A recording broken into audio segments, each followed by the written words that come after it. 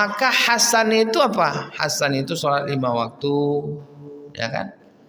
Kemudian kalau kita sudah dapat nisab dan haul daripada zakat, kita berzakat. Itu hasan tuh. Kalau kita sudah sampai dan memiliki modal untuk haji, maka haji kita, itu namanya hasan tuh. Tapi kalau kita sudah sholat 5 waktu ditambah lagi dengan sholat duha, sholat tahajud, sholat witir, sholat rawatib, itu namanya ihsan. Mungkin gini ya, kalau hasan itu 100%, maka ihsan itu lebih daripada 100% itu lagi. Termasuk kepada tetangga ini ikramul jari itu adalah al-ihsan. Melakukan yang terbaik untuk mereka. Kalau tak bisa tadi berbuat baik, tak bisa ngasih makanan, tak bisa membantu, minimal jangan menyakiti tetangga. Tamu yang datang ke rumah kita itu dia masuk ke dalam rumah itu membawa rahmat. Tidaklah orang datang ke rumah kita bertamu, masuk dia ke rumah kita kecuali itu membawa rahmat dari siapa? Allah Subhanahu wa taala.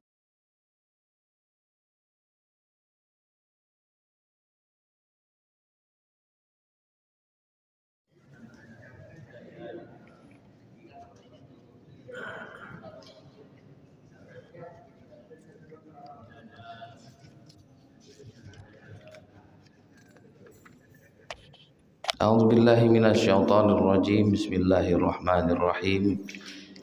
Assalamualaikum warahmatullahi wabarakatuh.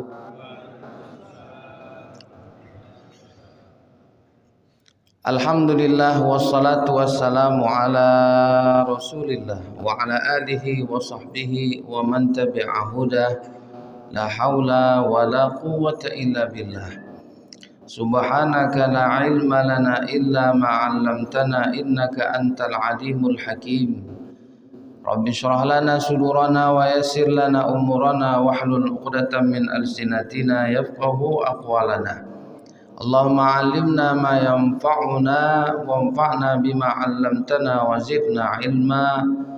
Rabbana faqihna fid din wa 'allimna at-ta'wil ya arhamar rahimin. Amin amin amin ya rabbal alamin. Yang saya hormati dan saya muliakan orang tua kami, para tokoh masyarakat, alim ulama, cerdik pandai, para tuan guru, para ustadz, ustazah, bapak-bapak pengurus Masjid Al-Muhajirin, orang tua kami, para ayah bunda, kaum muslimin wal muslimat, yang besar tak dihimbau gelar, yang kecil tak disebut namanya, insyaallah kita semua yang berhadir pada subuh kali ini semuanya dirahmati Allah Subhanahu wa taala. Amin ya rabbal alamin. Apa kabar Bapak Ibu semua, sehat? Alhamdulillah. Bersyukur kita kehadiran Allah dengan senantiasa melafazkan kalimatut tahmid, memuji Allah dengan ucapan alhamdulillah. Segala puji bagi Allah. Segala puji bagi Allah yang senantiasa melimpahkan kepada kita berbagai macam nikmat yang tiada terhingga, tak bisa kita hitung ya. Banyak sekali nikmat yang Allah berikan, Allah titipkan kepada kita, maka mudah-mudahan segala nikmat itu, banyak nikmat itu, bagaimana nikmat itu mendekatkan diri kita kepada Allah Subhanahu wa taala. Membuat kita semakin pandai bersyukur, menjadi hamba yang pandai bersyukur. Ketika itu insyaallah kita akan menjadi hamba-hamba yang akan ditambahkan nikmatnya. La in syakartum la azidannakum wa la in kafartum inna adzabi lasyadid. Tak pandai bersyukur, azab Allah teramat pedih. Wal'iyadzubillah.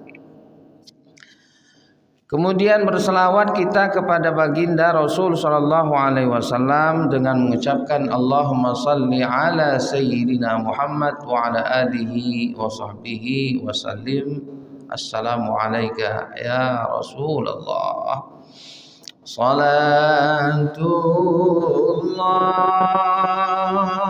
salamullah ala taha rasulillah. Salatullah salamullah ala yasin habibillah. Salatullah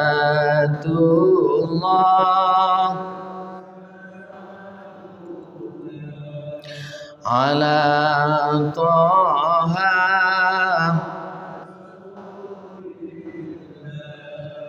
salatullah salamullah ala yasin habibillah ala yasin habibillah. Insyaallah dengan senantiasa bersalawat kita terus didoakan oleh para malaikat.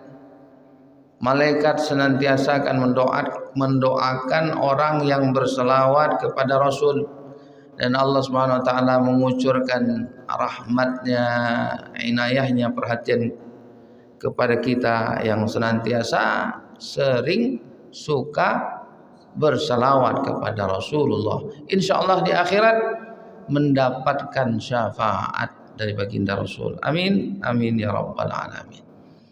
Bapak, ibu, ayah, bunda, hadirin hadirat yang berbahagia, alhamdulillah bisa bersilaturahim kembali dengan Bapak ibu sekalian. Bertemu kita dalam ketaatan, berpisah kita dalam ketaatan. Sesungguhnya hidup ini tak lama Bapak ibu, betul? Paling-paling umur kita itu kalau mengikut sabda Rasul baina sittina wa sab'ina sanah, antara 60 sampai 70 tahun saja. Jadi tak lama, sebentar. Dia disebut sebagai dunia.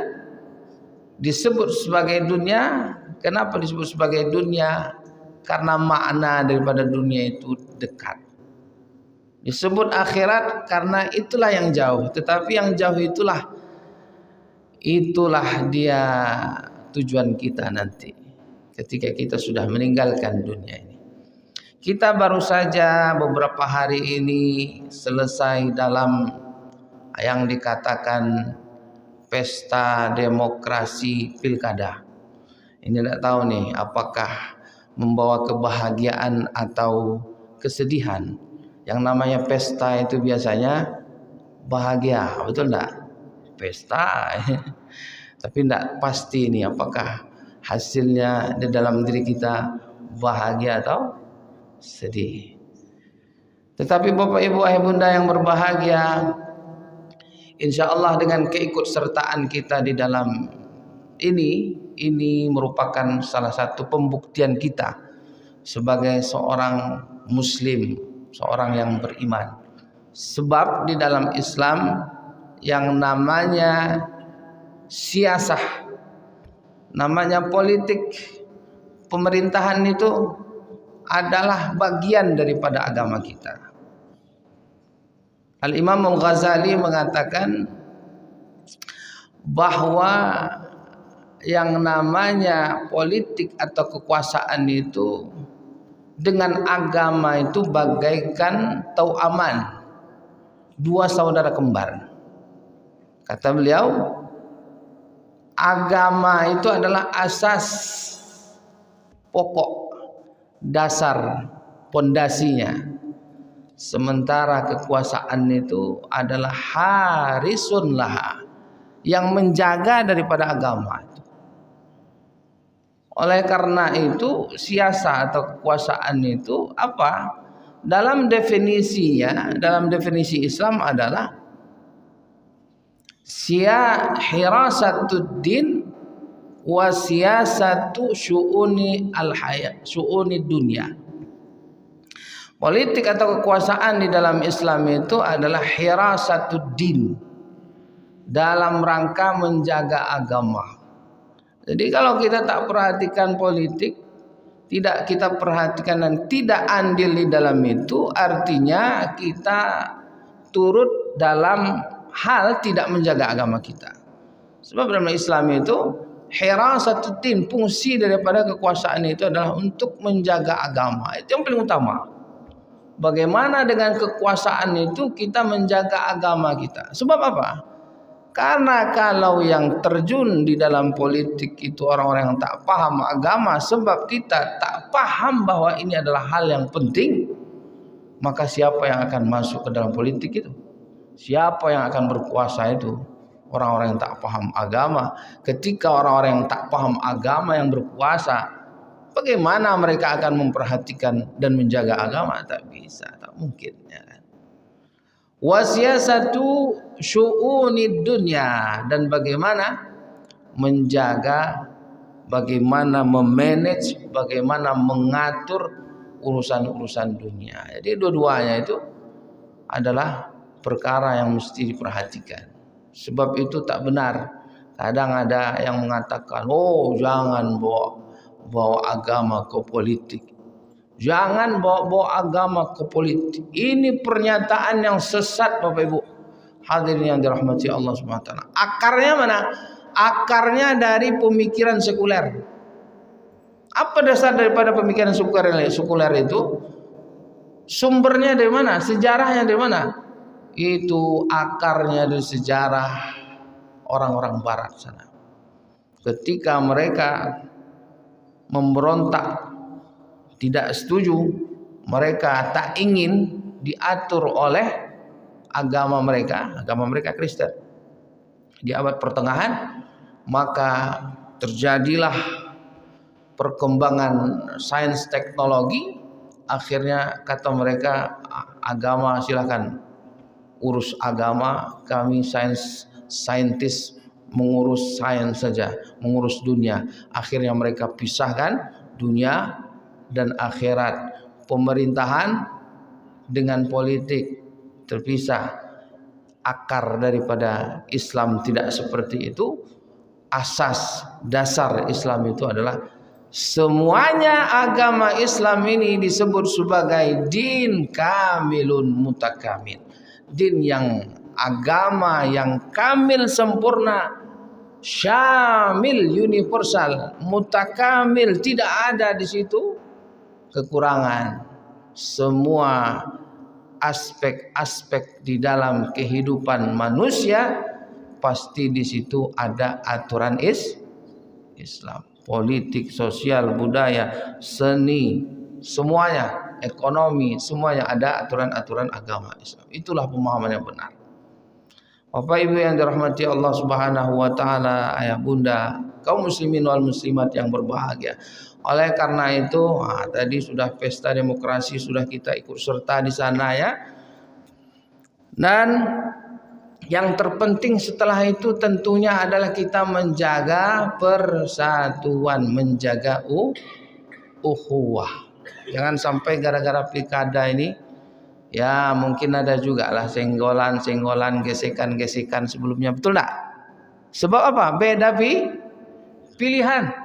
Yang satu menjagokan 01, yang ini bapak ini 02, bapak ini juga 03. Akhirnya apa? Berdebat di masjid pula, berdebat itu. Apa nih? Ini betul nih katanya. Apa pula itu? Tak betul. Akhirnya apa? Tak berjumpa di masjid lagi. Sebab apa? Pindah masjid. Gara-gara apa?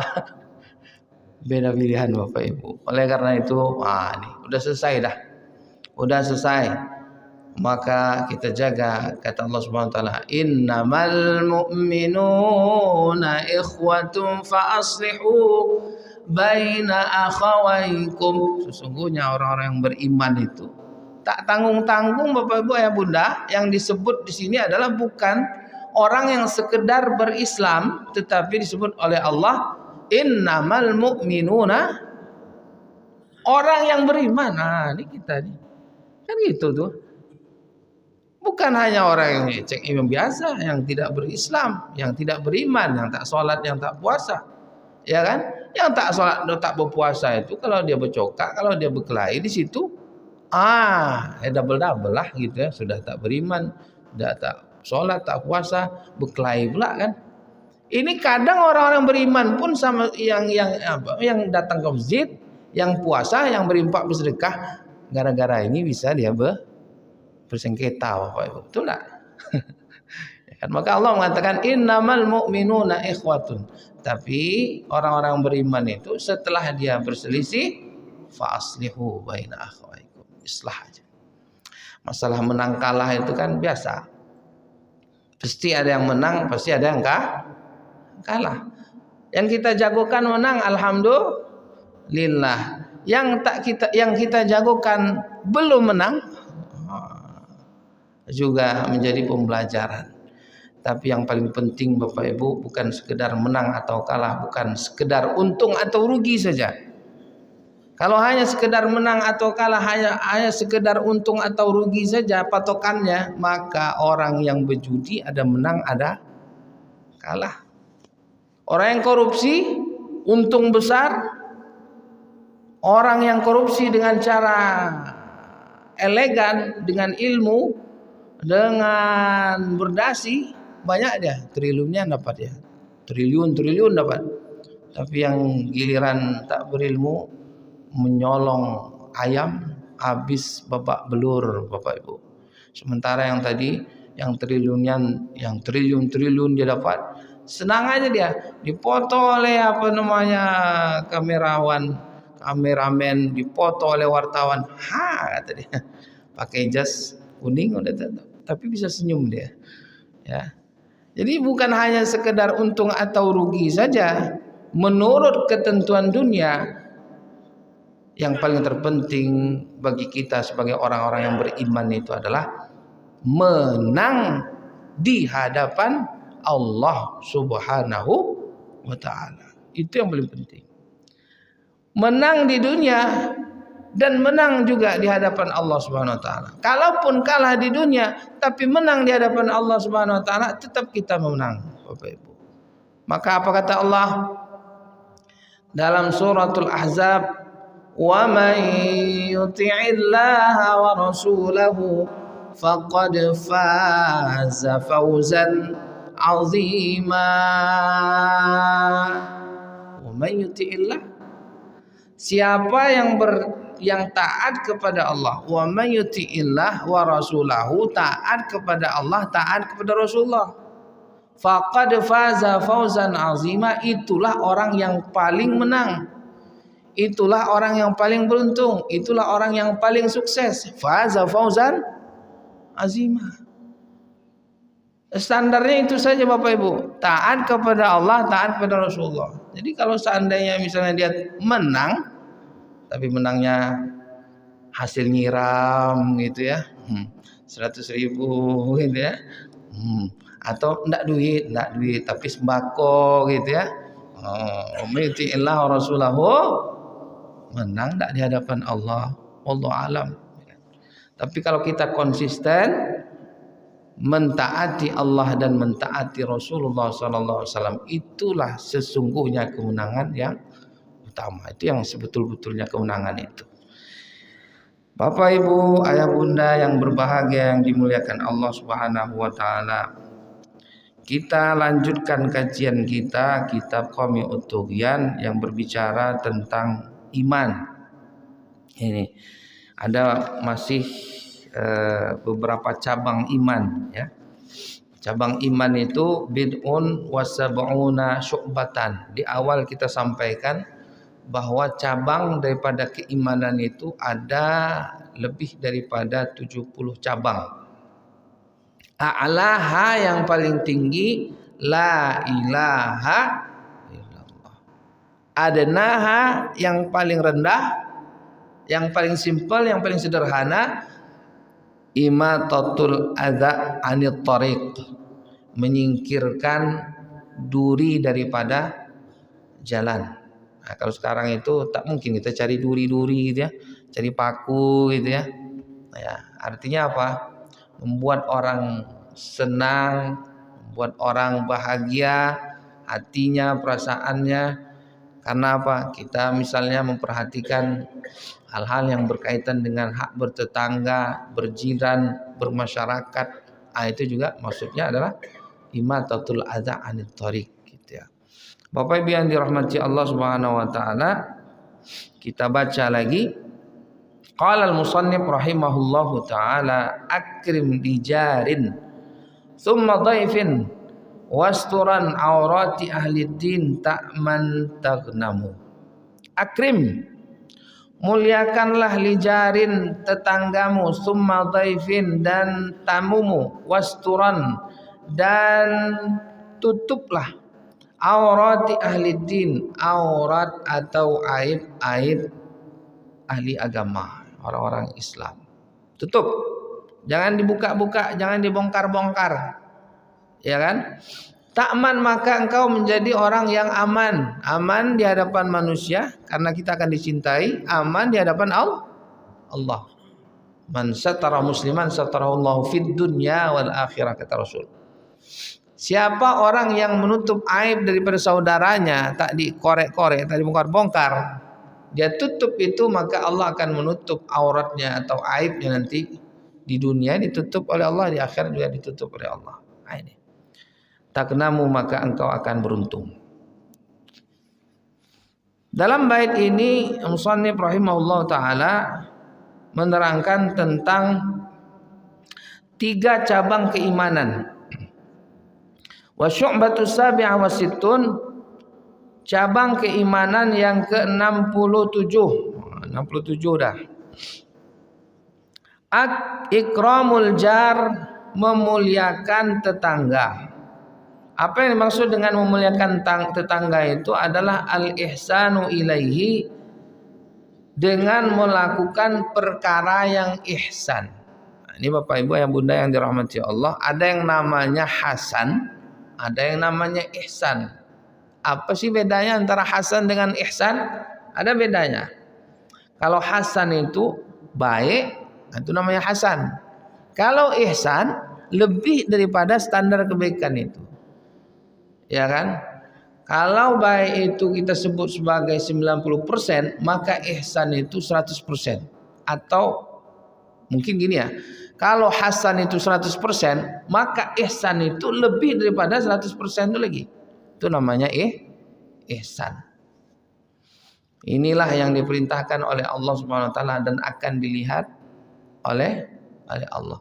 Kalau kita dalam sebagai seorang hamba, maka hasan itu apa? Hasan itu sholat 5 waktu, ya kan? Kemudian kalau kita sudah dapat nisab dan haul daripada zakat, kita berzakat. Itu hasan tuh. Kalau kita sudah sampai dan memiliki modal untuk haji, maka haji kita, itu namanya hasan tuh. Tapi kalau kita sudah sholat 5 waktu, ditambah lagi dengan sholat duha, sholat tahajud, sholat witir, sholat rawatib, itu namanya ihsan. Kita sudah puasa di bulan Ramadan 1 bulan. Setelah itu puasa Senin Kamis, puasa setiap bulannya, kemudian 3 hari dalam setiap bulan, puasa Arafah dan puasa sunnah yang lain. Itu kalau kita melakukan itu berarti kita sudah masuk martabah ihsan. Kita sudah sholat, di dalam sholat itu kita lakukan rukunnya, kita penuhi syaratnya. Lalu di dalam sholat itu kita jaga konsistensi kita di dalam kekhusyuan, mulai daripada awal takbiratul ihram sampai nanti taslim salam. Kita usahakan untuk khusyuk. Itu namanya ihsan. Tapi kalau misalnya belum salam, ingat Allah. Lepas itu kemana-mana mengembara, mana yang ibu-ibu mengembara, apalah yang mau dimasak nih nanti siang nih, ya kan? Yang bapak-bapak apalah proyek hari ini nih. Itu hasan, sudah hasan tuh ya. Ya sebab apa? Dia melakukan kebaikan, wajibannya. Tapi ihsan belum lagi. Nah, Termasuk kepada tetangga ini ikramul jar itu adalah al-ihsan. Melakukan yang terbaik untuk mereka. Inilah yang menjadi salah satu cabang keimanan itu. Bukan hanya baik kita, tapi berbuat baik lebih. Nah, itu namanya ihsan.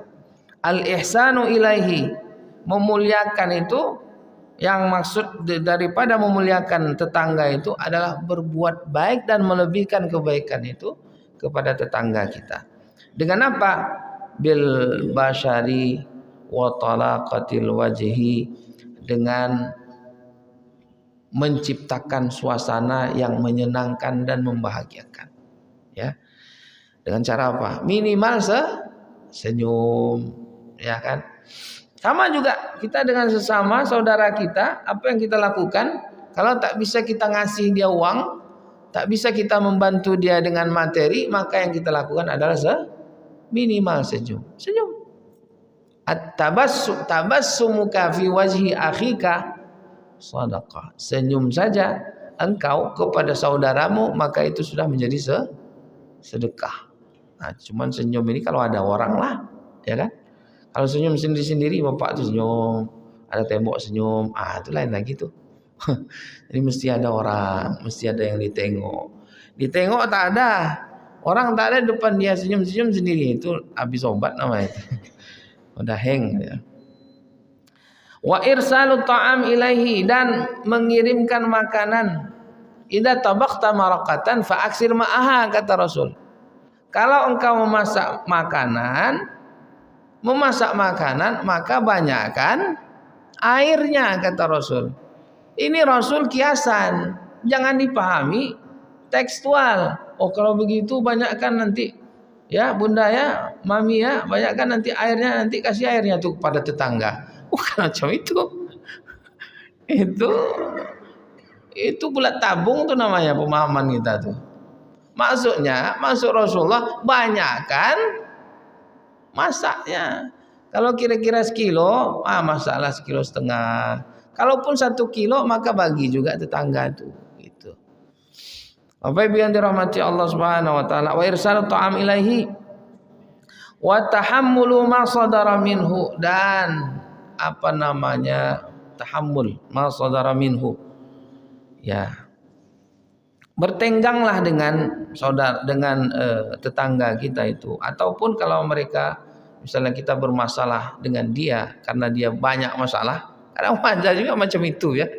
Awak baik, awak elok, ya kan? Awak tak ada buat macam-macam, got tak ada masalah, pancuran air tak ada masalah ke dinding dia, tapi dia tak peduli dengan rumah dia. Entah apalah, kadang-kadang kan Bapak Ibu yang dirahmati Allah, perkara-perkara sepele aja. Sebab apa?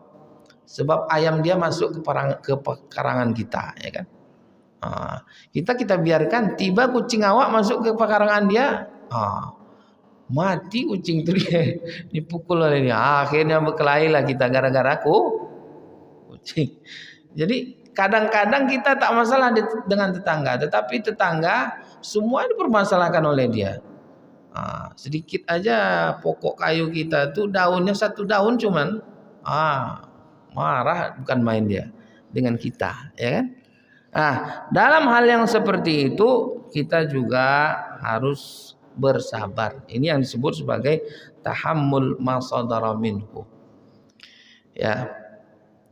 Baginda Rasul sallallahu alaihi wasallam itu mengajarkan kita untuk memuliakan. Man kana yu'minu billahi wal yaumil akhir falyukrim jarahu. Muliakan tetangga. Ini dua pihak ini harusnya. Yang si A dengan si B bertetangga saling memuliakan. Ya kan?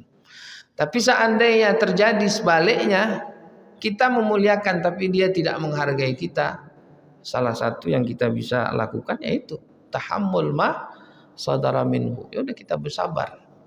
Makanya tuntunan baginda Rasul sallallahu alaihi wasallam, kalau ingin membuat rumah, kalau ingin tinggal di satu tempat, apa kata Rasul? Al-jaru qoblad dar. Al-jaru qoblad dar. Jar, orang yang ekspektasi kita kira-kira siapa di situ, atau kalau misalnya sudah ada di situ, tengok ini komunitasnya bagaimana nih. Kan kita kadang-kadang juga pengaruh juga. Ini banyak orang di situ non muslim, kita bikin rumah di situ. Ini kan perlu juga kita perhatikan. Ini daerahnya kayaknya tidak representatif, ya kan? Masjid jauh, ya kan? Kadang ada yang kondisinya tak bagus secara alami, ya, tidak bagus struktur tanah dan sebagainya. Tapi yang paling penting kata Rasul adalah aljar, tetangga, qabla dar, sebelum rumah. Cuman kalau masalahnya sekarang ini kalau perumahan ini tak tahu kita siapa nih tetangga-tetangganya, ya kan?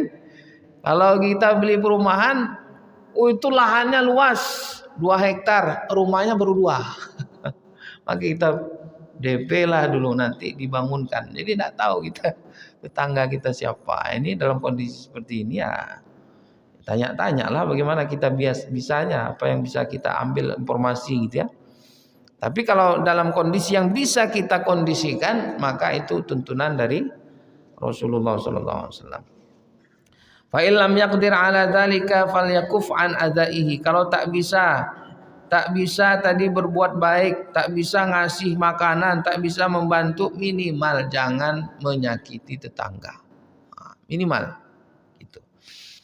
Wa qala sallallahu alaihi wasallam, ahsin mujawarata man jawaraka takun musliman.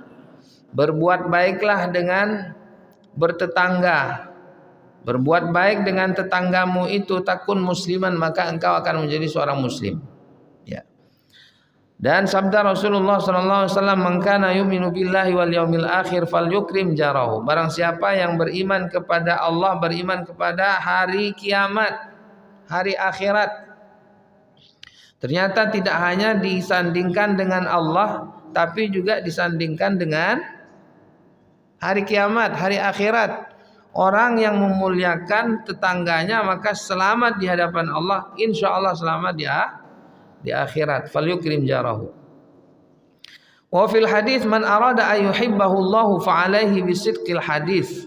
Di dalam hadis yang lain, barang siapa orang yang ingin dicintai oleh Allah. Kecintaan Allah ini penting. Kecintaan makhluk itu tergantung sementara. Makanya terhadap makhluk, terhadap siapapun yang orang kita cintai atau orang yang kita benci, dikatakan ahbib habibaka haunan ma asa ayyakuna baghidaka yauman ma wabghid baghidaka haunan ma wa asa ayyakuna habibaka yauman ma. Kaedahnya adalah dalam cinta mencintai atau benci saling membenci ini, cintailah orang itu yang engkau cintai. Cintai orang yang engkau cintai itu sekedarnya saja, jangan berlebihan. Atau sampai kepada derajat apa tuh? Fanatik luar biasa. Pokoknya dialah, pokoknya kalau enggak dia enggak adalah lagi. Pokoknya dia the best, top, ya kan? Itulah yang paling terbaik. Cinta kita fanatik dengan dia. Jangan. Ya kan? Sebab apa? Asa ayakuna baghidaka yauman ma. Bisa jadi nanti pada suatu ketika, satu hari dia menjadi orang yang kau benci, ya kan? Atau kalau tak dibenci, ya tak disukai lagi. Atau berubah dah paradigma suka kita kepada dia, ya kan? Dulu dibela-bela, ya kan? Kita dukung betul-betul, ya kan? Sekarang berubah dah. Sebab apa? Bergabung dengan yang lain. Ya kan? Ada macam itu, ya kan? Tingkat politik juga macam itu, ya kan? Di Jakarta misalnya, mungkin sebagian kita mungkin ya. Pokoknya kalau tak Anies, pokoknya tak ada lah, pokoknya Anies lah semuanya gitu kan. Sekarang berubah gara-gara misalnya ada sebagian macam itu, ya kan? Gara-gara Anies membersamai partai tertentu kah atau pendukung tertentu kah dan sebagainya. Itu kiasan saja, refleksi daripada hal-hal yang lain yang banyak terjadi di hadapan kita, ya kan. Begitu juga benci orang yang kau benci, sekedarnya saja, boleh jadi dia akan menjadi orang yang kau cintai. Sebab apa? Misalnya Allah dekatkan dia, tadi dia tak bagus, jadi bagus dia. Maka cinta mencintai, benci membenci itu fillah, karena Allah Subhanahu wa taala. Karena kita tidak tahu, orang yang buruk bisa jadi baik, orang yang buruk yang baik bisa jadi berubah menjadi buruk. Wallahu alam. Man kana yu'minu billahi wal yawmil akhir falyukrim jarahu. Ya, ini udah tadi ya. Man arada ayyuhibbahullahu fa'alaihi bisidqil hadis, maka hendaklah dia baik-baik dalam ngomong, jaga omongan, jangan sampai menyakiti. Kadang ada orang ini yang kalau dia ngomong itu nyelekit, sikit aja ngomong sakit hati kita, ya kan? Sikit, apalagi banyak ya. Tapi dia sikit-sikit aja ini. Nah, kalau banyak-banyak ini kadang ya enjoy gitu ya. Bercanda, tapi ada orang yang ngomongnya sedikit tapi nyelekit. Nah, ini. Makanya kalau ngomong itu yang bagus-bagus, falyakul khairan au liyasmut. Orang kadang-kadang kita banyak ngomong, banyak bercanda, ini orang ya mungkin pertama biasa, tapi ada satu ketika dia sedang ya imunnya itu atau perasaannya tuh tak mood gitu, bad mood misalnya. Nah, ketika kita ngomong itu ke dia yang selama ini kita omongkan, akhirnya dia sakit hati. Macam itu. Kita pun macam itu kadang-kadang. Kadang kawannya bercanda, banyak hal ya kita nggak apa-apa gitu ya. Oke, easy going, enjoy, no problem gitu. Tapi ketika kita sedang tak mood perasaan, orang itu kawan kita itu nyeletuk ke kita, bercanda maksudnya, masuk juga ke dalam hati, betul enggak Bapak Ibu? Ya kan? Makanya yang sangat-sangat penting kita jaga itu adalah sidqil hadis. Kalau bisa ngomong yang benar, ngomong yang baik, dan kalau tak bisa lebih baik diam. Auliyasmut kata Rasul. Wa adail amanah, menunaikan amanah. Wa alla yu'dhi jarahu. Wa fihi aidan anal jaral faqir yata'allaq bi jarihil ghani yaumal qiyamati. Dalam keterangan yang lain bahwa tetangga yang fakir yang perlu dia dibantu tapi tak dibantu oleh tetangganya, nanti pada hari kiamat dia akan berkata, ya Rabb, wahai Tuhanku, ya Allah, sal haza, tanya dia ini ya Allah, minta pertanggungjawaban daripada tetanggaku ini ya Allah, lima mana'ani min ma'ruf, dulu dia tak pernah membantu aku. Nah, ini nanti seperti itu kalau kita tidak memperhatikan tetangga-tetangga kita.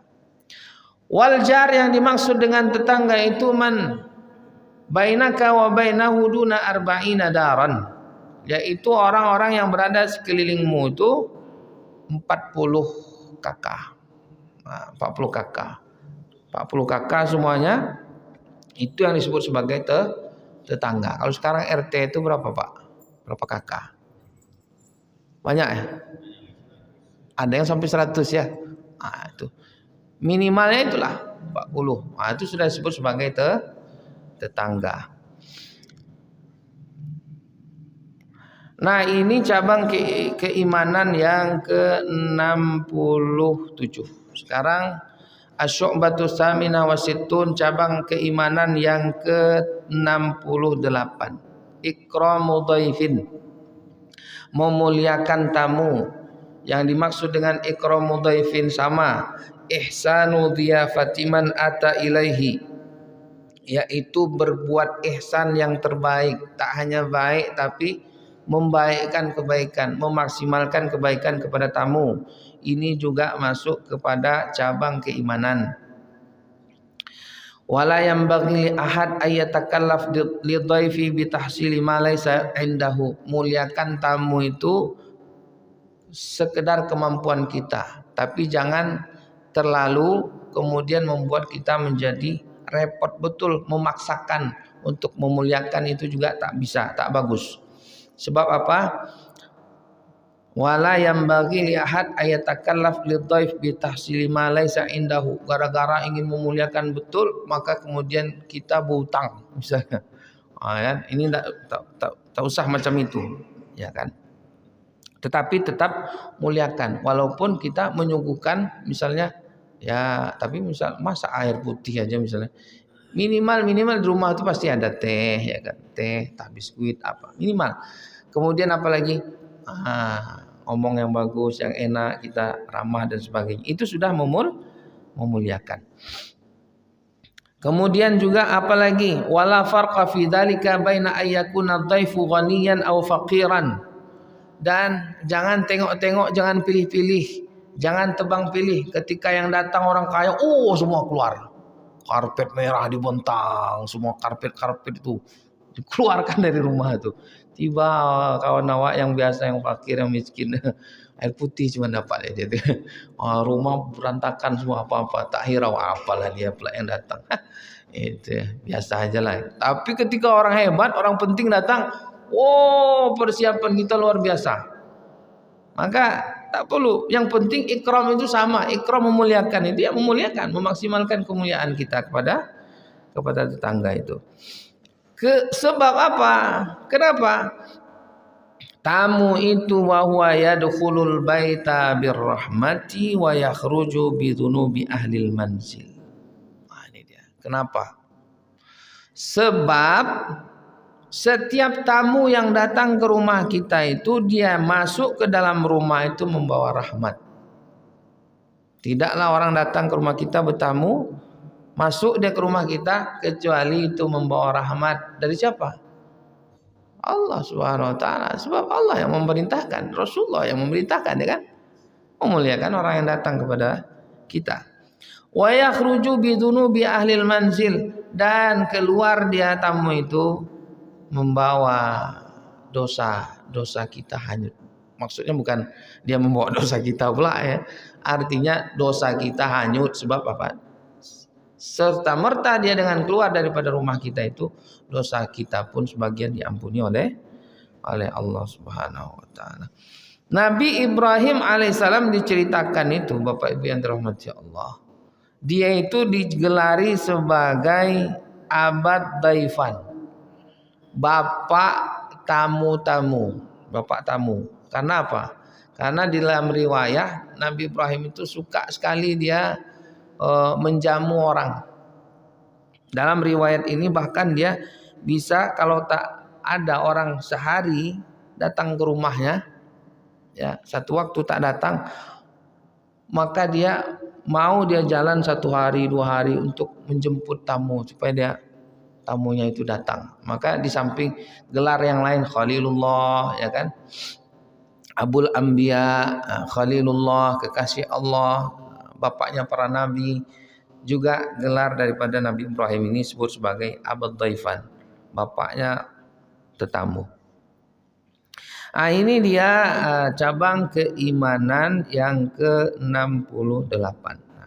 Satu lagi, wasyu'batut tasi'ah wasitun, cabang keimanan yang ke-69. Apa dia? Satru uyubil muslimin, menutup aib orang-orang yang Islam, orang-orang muslimin, kaum muslimin. Tutup aib-aib mereka, jangan dikorek-korek. Kan salah satu yang enak itu mengorek-orek ini nih. Nah, bikin panas ya. Orang biasa-biasa aja tapi dicari-cari kesalahan-kesalahannya. Ya kan? Yang enak dibincangkan itu adalah isu-isu, betul enggak? Isu-isu semasa. Oh, hangat betul tuh. Di mana dibincangkan? Di kedai kopi, di mana? Kadang di masjid juga. Ya kan? Tak sadar kita sedang mengorek-orek, sedang membicarakan aib saudara kita sama Islam, muslimin. Oleh karena itu, di dalam kitab ini disebutkan, Bapak Ibu ya Bunda yang berbahagia, ada beberapa hal ya. Di sini disebutkan ada beberapa hal ya yang membicarakan itu boleh, ya, membicarakan itu boleh. Dzikra masawil ghair li gharadin sahih, kalau dia bertujuan untuk perkara yang benar, fi syar' menurut syarak ya. Bihaitsu la yumkin tawassul ilaihi illa bihi. Kalau tak dilakukan itu, tak diungkap itu, maka ya tidak akan sampai kepada maksudnya. Di sini disebutkan ada 15 tempat ya. Ini kalau 15 tempat 1 jam lagi nih. Maka kita bacakan aja 15 tempat dalam 15 keadaan. Yang pertama, al-irsyad ila qaulin sahih. Kalau ingin menunjukkan perkataan yang benar, Seperti misalnya kita mendengar seseorang mengatakan perkara yang mungkar, yang tak bagus, maka kita bisa sebut kepada dia, kamu sudah mengatakan ini yang itu tidak benar. Ya, maka kita tegur, ini boleh. Ya, menyebutkan dia tak betul, itu boleh. Yang kedua, nushul mustashir fin nikah. Kalau ada orang sedang menikah kemudian ada nasihat pernikahan, maka kita bisa sebutkan, ini perkara-perkara yang boleh, ini tak boleh, yang bagus dan yang tak bagus, maka boleh kita sebutkan. Tetapi tentu dengan contoh-contoh saja, tidak dengan subjek orangnya.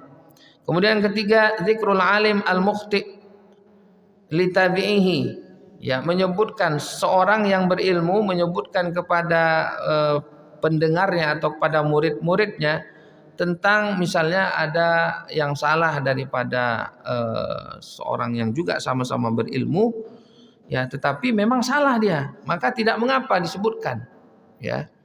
Kalau bisa juga, kalau dalam konteks kita sekarang ini kan semuanya bisa diketahui, ya, tak perlu disebut namanya misalnya, tapi kesalahannya atau kekeliruannya kita sebutkan. Ini pendapat ini misalnya perkataan ini itu tidak benar karena begini dan sebagainya. Ini tidak mengapa juga. Begitu yang dilakukan oleh para ulama, mereka bahkan tidak hanya ngomong tetapi mereka tuliskan di dalam kitabnya tentang misalnya pendapat ulama yang lain yang misalnya tidak benar atau keliru. Dan yang keempat, al-istibana ala taghyiril munkarat. Begitu juga yang keempat ini, kita menerangkan kepada yang memiliki otoritas untuk merubah satu kemungkaran. Misalnya kita melaporkan, sekarang ini kita laporkan kepada yang berwenang tentang misalnya ada bioskop, ada diskotik yang terbuka. Ini kemungkaran. Siapa pemiliknya? Itu pemiliknya. Kita sampaikan kepada yang berwenang. Ini juga tidak masalah, gitu ya.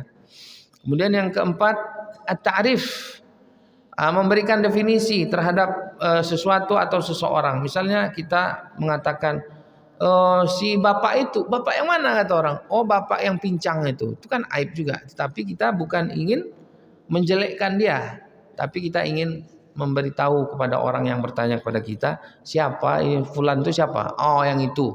Tidak mengapa. Yang keenam, al-ismah minal fasad.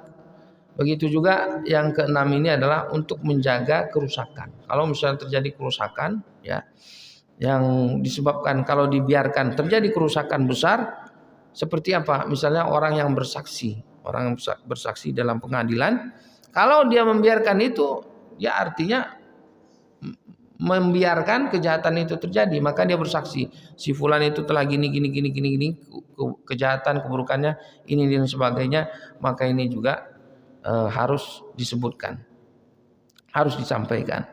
Yang ketujuh, al-istifta, meminta fatwa. Ada seorang ulama diminta fatwanya bagaimana tentang ini dan sebagainya, maka dia juga harus menerangkan. Yang kedelapan, az-zajar anil fisq, ya, az-zajar anil fisq, untuk mencegah kefasikan. Terjadi maksiat mungkarat dan ada orang yang mengerjakan itu, kita sampaikan kepada RT, kepada RW, itu orangnya. Ini juga tidak mengapa, ya, mesti supaya untuk mencegah perkara-perkara fasik dan maksiat mungkar. Kemudian yang ke-9, at-tahdir minasyarr, untuk mewanti-wanti kita supaya hati-hati orang daripada keburukan. Misalnya ada orang yang jahat, perbuatannya gini, jangan situ, orang itu berbahaya dan sebagainya. Nah, ini juga tidak mengapa menyebutkan aib atau kekurangannya. Kemudian yang ke-10, ghibah muzhirul bid'ah, untuk menyebutkan perkara-perkara misalnya yang berkaitan dengan bid'ah yang tak bagus, perkara-perkara misalnya penyimpangan di dalam agama yang betul-betul terbukti secara dalil syariahnya, ini juga mesti disampaikan. Jadi misalnya ada orang yang ikut dan ada komunitas yang sesat, mesti sampaikan kepada otorita seperti MUI, sampaikan, ya. Kemudian yang ke 11 ghibah mukhfi al-bid'ah, untuk menyamarkan sesuatu yang bid'ah juga. Nah, ini juga kalau misalnya ada yang sesuatu yang baru dalam agama ini tersembunyi, maka kita ungkap. Nah, ini juga enggak masalah gitu ya. Sampaikan kepada yang berhak. Kemudian yang ke-13, kita komplain terhadap orang yang zalim kepada qadi ya, kepada hakim dan sebagainya, atau wali, atau kepada yang memiliki kekuasaan dalam masyarakat kita, RT, RW dan sebagainya. Ada orang yang berbuat zalim, kita sebut dia kezalimannya itu dan orangnya tidak masalah gitu ya. Dan yang ke-15 adalah menyebutkan ada orang yang murtad ya. Ada orang murtad yang keluar daripada agama kita, maka ini juga tidak mengapa. Nah, Bapak Ibu yang dirahmati Allah Subhanahu wa taala, ini 15 yang disebutkan di dalam kitab ini. Barangkali juga ada yang lain dan keterangan-keterangan yang lain, tentu ada pasti itu keterangannya, Allah alam. Dan Bapak Ibu yang dirahmati Allah, ayah bunda yang berbahagia, inilah barangkali yang dapat saya sampaikan, lebih dan kurangnya mohon maaf.